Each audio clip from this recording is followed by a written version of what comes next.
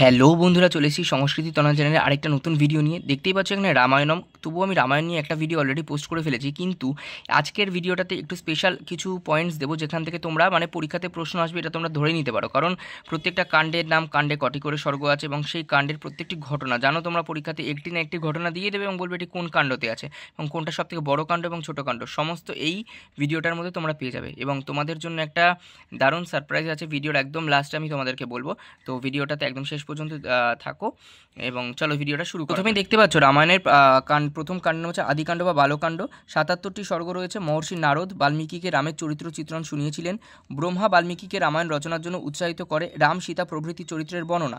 রাজা দশরথের নীতি শাসন, পুত্রেষ্টি যজ্ঞ, রাম জন্ম, রাম লক্ষ্মণ প্রভৃতি ভাইয়ের আশ্রমে শিক্ষা, বিভিন্ন প্রকার যজ্ঞ, যজ্ঞ রক্ষা হেতু বিশ্বামিত্রের সাথে রামের গমন, জনকপুরীতে রামের হরধনুভঙ্গ, রাম সীতা লক্ষ্মণ উর্মিলা প্রভৃতি 4 ভাইয়ের বিবাহ, পরশুরামের পদচূর্ণ। এখানে কয়েকটা পয়েন্ট খুব ইম্পর্টেন্ট।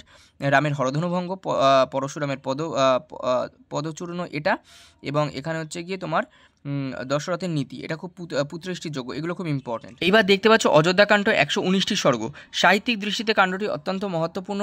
রামের রাজ্যাভিষেক, মন্থরা কৈকেয়ী প্রসঙ্গ, রামের বনগমন, দশরথের মৃত্যু, চিত্রকূট পর্বতে রাম ভরতের মিলন, অনুসূয়া দ্বারা সীতাকে পতিধর্মের উপদেশ, রামের পাদুকা নিয়ে ভরতের অযোধ্যা প্রত্যাবর্তন, জাবালি নাস্তিকের মতের খণ্ডন। এখানে কয়েকটি ইম্পর্টেন্ট পার্ট যেগুলো পরীক্ষাতে আসে। জাবালি নাস্তিকের মতের খণ্ডন এটা, চিত্রকূট পর্বতে রাম ভরতের মিলন এইটা, এবং তোমার দশরথের মৃত্যু, এই কয়টা এখান থেকে খুব আসে পরীক্ষা। এবার বন্ধুরা অরণ্যকাণ্ড ভীষণ ইম্পর্টেন্ট একটা কাণ্ড। 75টি স্বর্গ। পঞ্চবটির বর্ণনা পরীক্ষাতে খুব আসা প্রশ্ন। পঞ্চবটির বর্ণনা কোন কাণ্ডে আছে? শূর্পণখা প্রসঙ্গ, মারিচ, খরদূষণ, কবন্দ, বিরাট প্রভৃতি 14,000 রাক্ষসবধ, সীতাপহরণ, রামের বিলাপ, সীতার অশোক বাটিকায় থাকা, রামের শবরী, আশ্রমগমন এবং জটায়ুর মৃত্যু। খুব ইম্পর্টেন্ট বন্ধুরা। এখান থেকে এই যে মারিচ, খরদূষণ, কবন্দ, বিরাট প্রভৃতি 14,000 রাক্ষসদের যে বধ, এখান থেকে একটা করে রাক্ষসের নাম প্রতিবার নেট পরীক্ষাতে দিয়ে দেয়। এবং তোমরা হয়তো পরীক্ষার প্রিভিয়াস ইয়ারে কোশ্চেন তোমরা যদি দেখো সেখানেও দেখবে এরকম হয়তো কোনো একটা রাক্ষসের নাম দিয়ে দিয়েছে, তো সেইখান থেকে প্রশ্ন আসে। আর জটায়ুর মৃত্যুও খুব ইম্পর্টেন্ট। কিষ্কিন্ধাকাণ্ড 67টি কাণ্ড স্বর্গ। এখানে দেখো হনুমানের দ্বারা সুগ্রীবের সাথে রামের মিত্রতা, রামের দ্বারা বালিবধ, বালিপত্নী তারার বিলাপ, সীতার খোঁজ, সীতা সম্পর্কে সম্পাতির বক্তব্য, সুগ্রীবকে কিষ্কিন্ধা রাজা ঘোষণা এবং ঋষ্যমুখ পর্বতবাস। এখানে কয়েকটি ইম্পর্টেন্ট পয়েন্ট হচ্ছে বালিবধ খুব ইম্পর্টেন্ট, আর হচ্ছে ঋষ্যমুখ পর্বতবাস। আর একটা ইম্পর্টেন্ট পার্ট দেখতেই পাচ্ছ, 67টি স্বর্গ মানে রামায়ণের সব থেকে ছোট কাণ্ড হচ্ছে কিষ্কিন্ধাকাণ্ড। এটা কিন্তু পরীক্ষাতে বারবার জিজ্ঞেস করা একটা প্রশ্ন। তারপর দেখতে পাচ্ছ সুন্দরকাণ্ড 68টি স্বর্গ। হনুমানের দ্বারা সীতার খোঁজ, হনুমানের অশোক বাটিকায় প্রবেশ, অশোক বাটিকা জ্বালানো, বিভীষণের মনে রামের প্রতি ভক্তি, রামের বার্তা সীতা পর্যন্ত পৌঁছানো প্রভৃতি সুন্দরকাণ্ডে আছে। তো এটাও দেখে নেবে, অশোক বাটিকা এই জায়গাটা এবং হনুমানের দ্বারা সীতার খোঁজ, এই দুটো পরীক্ষাতে আসে। তারপরে বন্ধুরা দেখো অগ্রকাণ্ড, লঙ্কাকাণ্ড বা যুদ্ধকাণ্ড 128টি স্বর্গ, সব থেকে বড় কাণ্ড, এটা পরীক্ষাতে আসে। যেমন ছোটো কাণ্ড কিষ্কিন্ধাকাণ্ড আমরা দেখলাম, তো বড় কাণ্ড হিসেবে আমরা লঙ্কাকাণ্ডকে বলতে পারি। লঙ্কাকাণ্ড 3টে নাম দেখে নিলে, অগ্রকাণ্ড, লঙ্কাকাণ্ড বা যুদ্ধকাণ্ড। 128টি স্বর্গ। এখানে কি আছে? রাম রাবণের যুদ্ধ আছে, মেঘনাদ, কুম্ভকর্ণ এবং রাবণ বধ। তাহলে এখানে পরীক্ষাতে প্রশ্ন আসতে পারে মেঘনাদ বধ কাব্যগ্রন্থই আছে, কুম্ভকর্ণ বধ এবং রাবণ বধ। সীতার অগ্নি পরীক্ষা খুব ইম্পর্টেন্ট। পুষ্পক বিমানের মাধ্যমে অযোধ্যায় প্রত্যাবর্তন, তাহলে কোন বিমানের মাধ্যমে রাম অযোধ্যায় ফিরেছিলেন? পুষ্পক বিমান, এটাও একটা শর্ট প্রশ্ন হিসেবে আসতে পারে। রামের রাজ্যাভিষেক প্রভৃতি এই কাণ্ডে বর্ণিত আছে।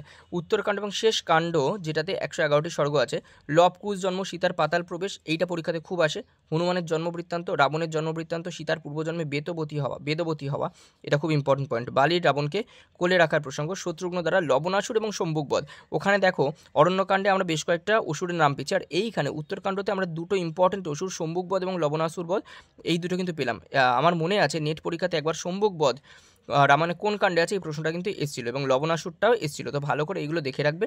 এছাড়া তোমাদেরকে বলেছিলাম লাস্টে একটা তোমাদের জন্য সারপ্রাইজ আছে। সেই সারপ্রাইজটা হলো বন্ধুরা, বিগত 10 বছরের প্রশ্ন এসএলএসটির 1999 সাল থেকে আমাদের 2016 সাল পর্যন্ত যতগুলো পরীক্ষার এসএসসি হয়েছে সবকটার একটা ফরম্যাট আমি নিয়ে আসছি। তো ভিডিওটা খুব শীঘ্রই আসতে চলেছে। তোমরা যদি সেই ভিডিওটা সবার আগে পেতে চাও অবশ্যই চ্যানেলটাকে সাবস্ক্রাইব করে দিও আর বন্ধুদের সাথে কিন্তু শেয়ার করে দিও।